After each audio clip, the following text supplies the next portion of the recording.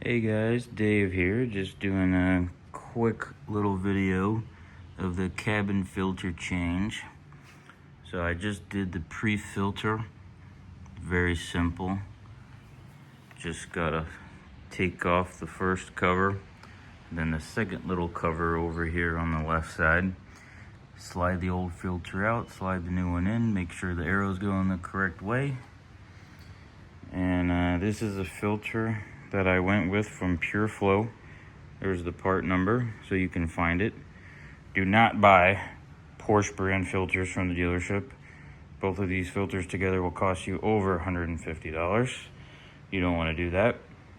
Both of these from Pure Flow were about $45, free shipping included, direct on their website. And even Amazon was about the same, but these are higher quality filters than what you can get on Amazon. So first one's done, and we'll move on to the other filter inside under the glove box. And before I get started here's the other filter. It's a HEPA filter, which is, top of the line, best you can get. Antimicrobial, all the good stuff. And here's the part number for that. Also from Pure Flow. Great quality, great prices. Check them out. This is not sponsored, but they got good stuff. So we'll get started.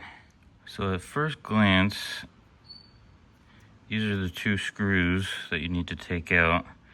They might look like they need to pop out like other fasteners, but they're just screws. So you just need a flat head to unscrew them, and they pop right out in a couple of turns, and I'll show you those. One of them's right there, and then there's another one right over here. So we'll pop those off real quick. And there's actually a third one back here that I missed. Have to pop that one out as well. Alright guys, so once you get that impossible third screw out, you probably will lose blood flow to your brain. At least I did. Very tricky, but once you get that one out, there's just a panel right here that snaps off. Filter is very eager to come out. Just, you want to be sure to pay attention which way the arrows are pointing when you take it out, and then just put the new one in and you're good to go. So in case you messed up and you missed it, the arrows are pointing to the left here, and that's how it's going to go into the car at that angle, with the arrows pointing to the left side, to the driver's side of the car, and then it'll slip up in there just like that.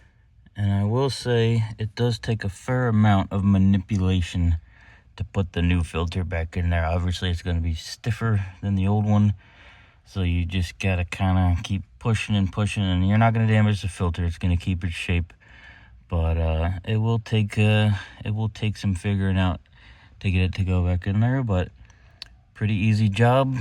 Dealership would probably charge you $600 to do that. At least I think that's what I got quoted. So you just saved yourself $500. Thanks for watching, guys. Stay tuned for more videos. Don't know what I'm gonna do next, but probably something.